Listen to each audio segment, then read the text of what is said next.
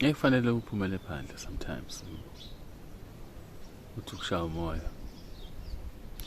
Uthi ubuke ihlahla lezi. Ezilaphandle. Seyithi njengoba kuyisonto ake siphinde siyibambe inkonzo le. Kara. Mihlambi yezinkomo nabantu umkhonto inyamazane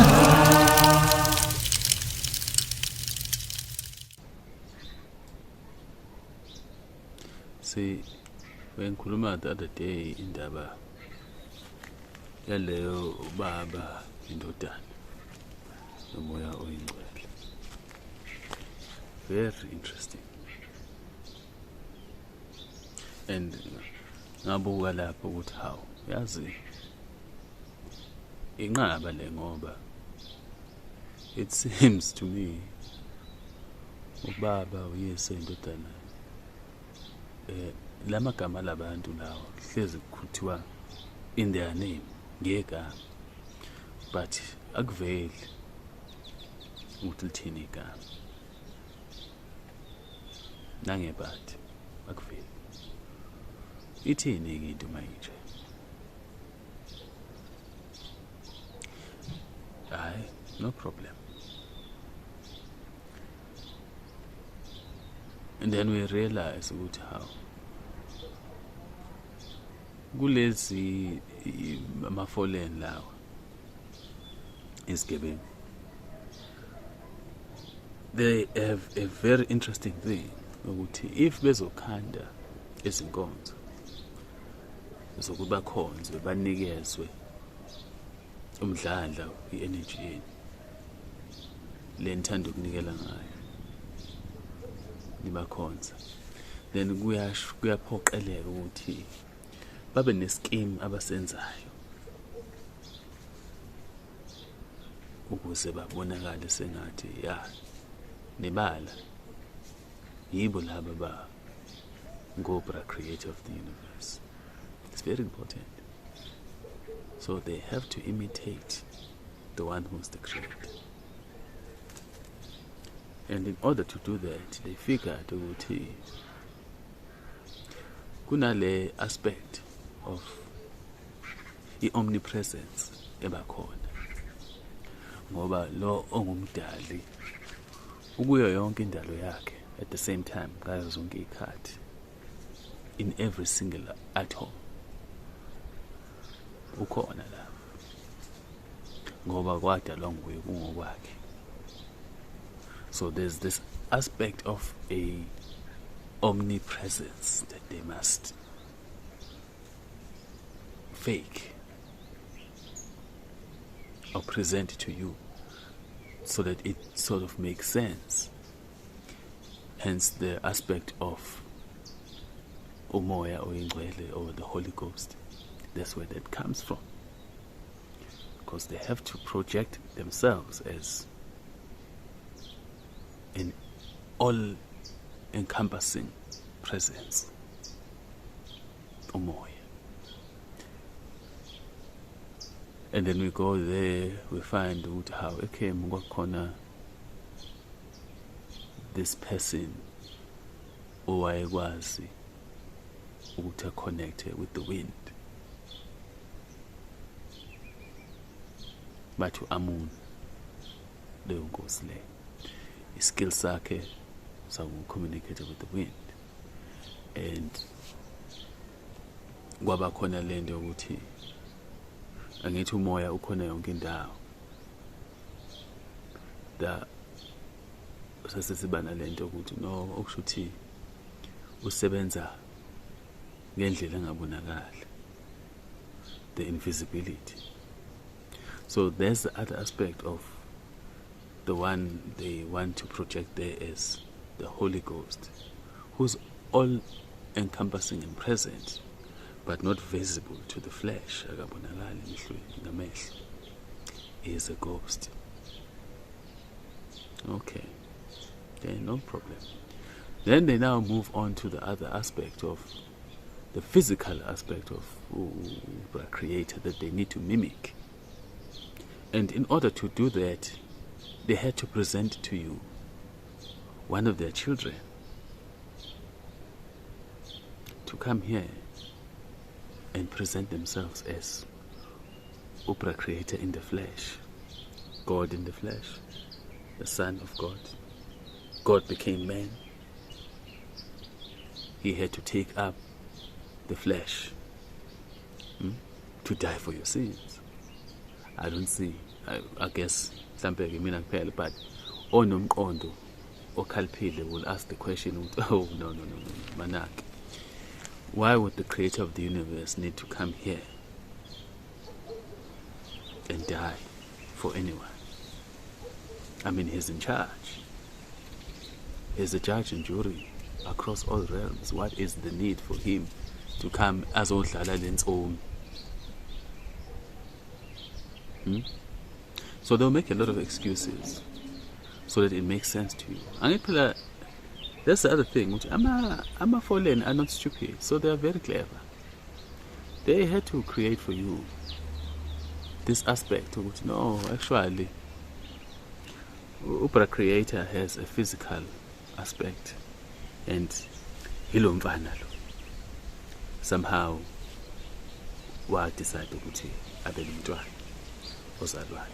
Okay, now you're trying to tell me with this man who created men out of nothing, or this being who created men out of nothing, would need to come here azofaka enganeni yabantu aqhatha umndeni lapha kuthiwa ulethe ivezandlebe ekhaya. All that mess for what?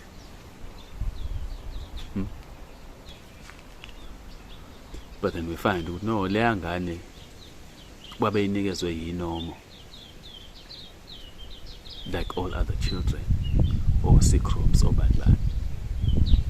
The lady of the lake gave them that baby. And lezi ngane ziyahlupha, sike saqhuma no akanathemba ukuthi naye was one of those children. Ingane ezihluphayo ezinama interesting powers emhlabeni. Abanefelimi, abanefa elibi come here performing magics. And then the spaceship comes to pick him up to a high wakubuyela esibeni. Oh, okay.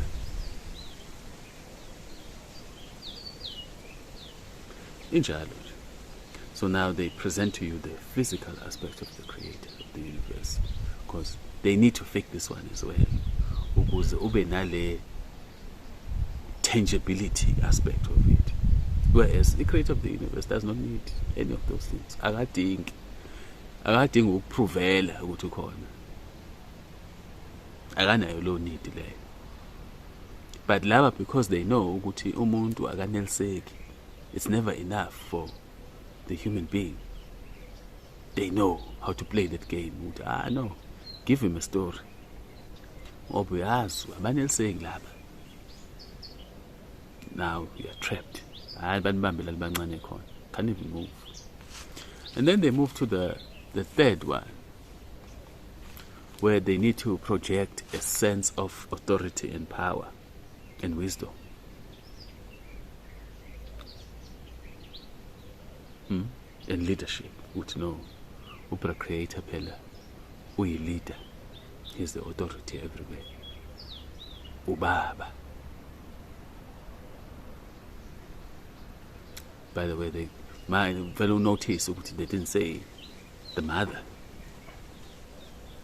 Why not the mother? Why choose the father? Because they understand ukuthi a position yendoda was authority and power, the strength. So it's going to be easy for you to adopt that narrative ukuthi the father. Manenzela zonke lezi zinto lezi. And you see it propagating throughout. Uyafika lapha ese onguye. Onguye is that one engikhuluma ngayo, the aspect of i-ghost, the omnipresent one, onguye ofika lapha azokhohlisa uMoses. You see. And then it's a nameless person. But you see, what I've said before, Uti, Upra Creator does not need all that mess to come here and do anything with anyone. I think, yeah, I can't need for him to come here. And that should tell you also, Uti, it's a different person now. Ngoba, Abraham magadila with this this God person. Udila nomuntu who sends an angel there. Ayibona Abraham die. No Jacob had a physical fight. So lenzo milapho babesayizama ukuthi awusizomisa kanjani, and then this one realized asingavili. Qhamuka ke magic ke lapha, the wind spoke to Moses. Khulula abantu bami. Burning bush. That's the Jehovah aspect. The one who is mimicking and pretending to be the spirit of the creator of the universe. If the stories are true, Oshutuk Moses became very suspicious. Why Nganil saying, and this is the nature in I. What? No, manak. Why am I talking to something and I bo? Bazuthi ngiyahlanya phela la. Amasi uthi ngibhekene nani la. And then apparently wambona akubra create. But that's the thing, uthi the creator of the universe does not have a physical aspect. Akadingi. Because anything that is tangible has a finite. Inomkhawulo khona la iphelela khona. Anything that is physical, inomkhawulo. We know this aspect as a people. Kodwa, we could not understand right in front of us. Second story, and we keep endorsing and celebrating these tales. But that's the story of the Holy Trinity. This is a story so Satani abathathu abanibambile enibakhonzayo. Injalo nje. And yibo labo Satani abathathu bazobe beniginqa lapha manje emgaqweni njengoba nithi niyawo ku-Easter iphasika. Good luck to you. Nibe safety. Ngiyazi ukuthi inkani ninayo nizoqhubeka lo nehla nenyuka nalezi inkonzo. Nizophangalala ke emgaqweni as usual. Bakhala abantu emakhaya sebedlahlekelwe yini. It's very unfortunate kodwa ke sizothini ke ngoba phela nancishwa umuzwa nokubona izinto zenziwa phambi kwenu, but aniziboni, you don't question them, just going with the flow. Maybe there's this thing mhlambe ethi in our inability to be satisfied, unganeliseki kwethu, then we need to fill that gap. Against all it is in, we have this desire and need to believe in something. No minga science sense. But here's the sad thing is that all of these things as business, as this phakamisi thina as a race, zigcina sicindezelekile. Iyona ngento ebuhlungileyo lezo zonke. Konke lokho esithi siyakuzama sithi sikhulela ku sigcina sicindezelekile thina. We can't even get a way to a peace of mind. Peace, inner peace, which is the most expensive thing anyone could ever buy. Futhi there's no price for it. We can't even obtain that one. yeka-ke lezi zinto-ke lezi esifuna ama-wealth-ke nemali. That one is even worse, not even remotely close. You can't even get it. Into engadingi ukuthi uyikhokhele, we can't get it. Asikwazi ukuthola lesibusiso sokuthula emoyeni. And nobody asked the question, why are we so unhappy? Why are we so unstable? Kwenzakalani kumuntu omnyama ngaphakathi kuye? Why is he so angry? Why does he not find into enokuthula kuye? Uphi ukuphumula? Phumula nini umuntu? Ihlangana nini into yakhe njengesizwe? Kwenze njani? Nobody asked that question. Mithaba, ukhanya kube nani? Mihlambi yezinkama naba